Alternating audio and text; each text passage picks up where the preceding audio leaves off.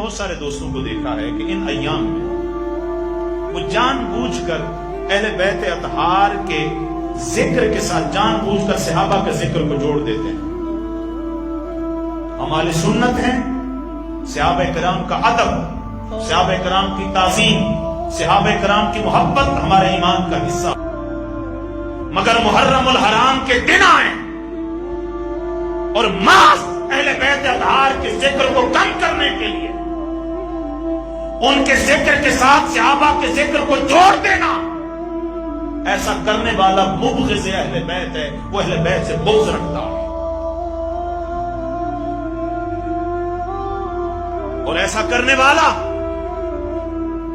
وہ حرم مکی میں لال داڑھی والا اگر بیٹھا کوئی خارجی ہو یا پاکستان میں کوئی بیٹھا ناسبی ہو، یہاں ایسے لوگ بھی ہیں ان دنوں میں جن کو اللہ نے اولادیں عطا فرمائی، ماہ محرم الحرام میں اولادیں عطا فرمائی ہیں، بیٹے عطا فرمائے ہیں. 6، 7، 8، 9، 10 محرم الحرام کو ان کے پہلے فتوے جاری ہوئے کہ ان ایام میں شادیاں کرو، کوئی مسئلہ نہیں ہے. یہ سارا کچھ بغض اہل بیت پر تھا. پھر دوسرے سال اللہ نے بیٹا عطا فرمایا.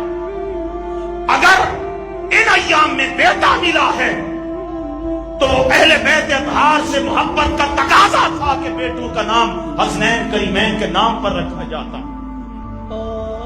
مگر جان بوجھ کر مصطفیٰ کی اہل بیت پر نام نہیں رکھا گیا، حسنین کریمین کے نام پر نام نہیں رکھا گیا. جان بوجھ کر ان لوگوں کے نام پر نام رکھا گیا جن لوگوں نے ممبروں پر مولا کائنات کو گالیاں دی، جنہوں نے مولا کائنات کو شہید کروایا، جنہوں نے امام حسن مجتبی کو زہر دیا، جنہوں نے اہل بیت اطہار سے محبت کرنے والوں کی آنکھیں نکالی، جنہوں نے محض امام نسائی کو اس وجہ سے شہید کیا کہ امام نسائی نے مولا کائنات علی المرتضیٰ کی عظمت میں حدیثیں اکٹھی کی تھی. لہذا ان ایام میں بیٹے پیدا ہوں، بیٹوں کے نام حسنین کریمین پر نہ رکھنا، یہ ایام آئے حسنین کریمین کا ذکر نہ کرنا اور ان کے ذکر کے ساتھ صحابہ کے ذکر کو جوڑ دینا، یہ سارا عمل دلالت کرتا ہے کہ دل میں بغض اہل بیت بھرا ہوا ہے. اور میرے آقا نے فرمایا من ابغضنا اہل البیت حضرت اللہ یوم القیامت یہودیہ. آپ کے چچا حضرت عباس فرماتے ہیں حضور کی بارگاہ میں آ کر عرض کی یا رسول اللہ، کچھ لوگ ہیں جب آپس میں ملتے ہیں تو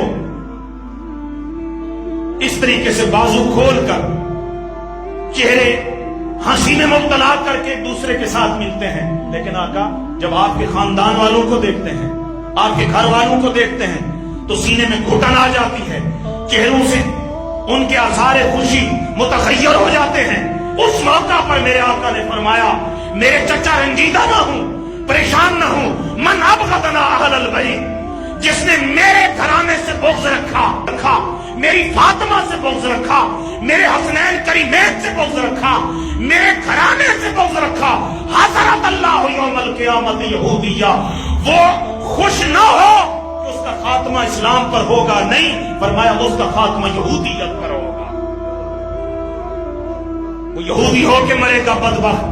آگے بات واضح فرما دی، فرمایا ان ساما وصلہ، وہ نمازیں پڑھتا ہو، وہ روزے رکھتا ہو، وہ بیت اللہ کا حج کرتا ہو، وہ راتوں کو اٹھ اٹھ کر شب بیداریاں کرتا ہو، قرآن کی تلاوتیں کرتا ہو، ان ساما وصلہ، سارے نیک اعمال کرتا ہو، وَهُوَ مُبْغِضٌ لِأَهْلِ بَيْتِ مُحَمَّدٍ دَخَلَ النَّارِ، یہ سارے نیک کام کر کے اگر میری آل سے، میرے گھرانے سے بغض رکھتا ہے، فرمایا جنت نہیں جائے گا، بدبخت دوزخ میں جائے گا.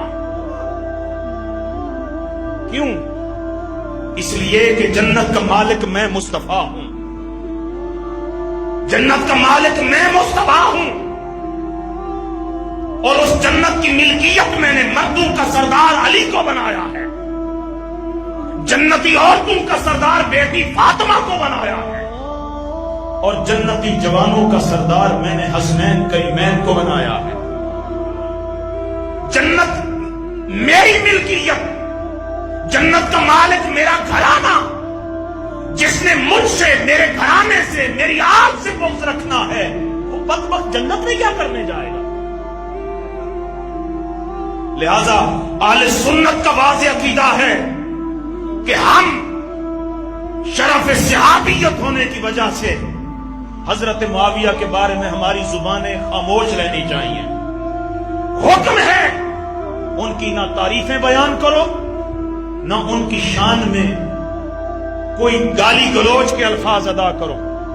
इस्लाम की 1450 साल की तारीख में किसी की जुर्रत नहीं हुई, मगर आज अहले सुन्नत के लिबादे में, अहले सुन्नत के रूप में कुछ नास भी ऐसे आए हैं जिन्होंने हजरत मुआविया का उर्स मनाना शुरू किया है, जिन्होंने उनकी शान में कसीदे पढ़ना शुरू किए हैं, जिन्होंने उनके उर्स मनाना शुरू किया, उनके लिए जुलूस निकालना शुरू किए हैं।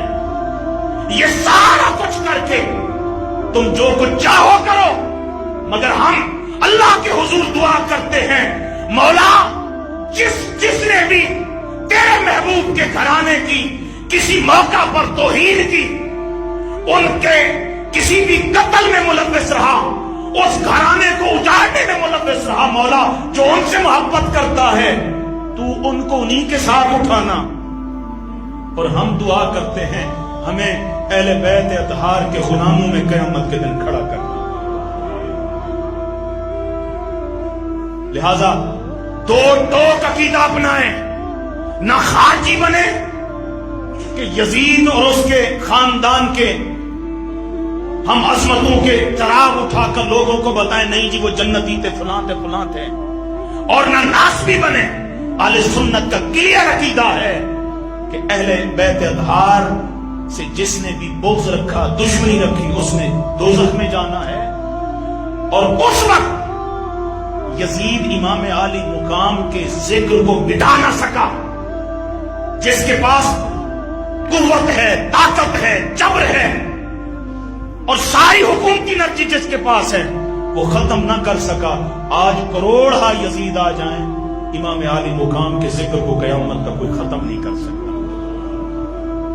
अहले बैत से मोहब्बत करें, उनसे मोहब्बत का तकाजा यह है जब याद आ जाए, रोना आए तो रो लिया करें, हुजूर की सुन्नत है।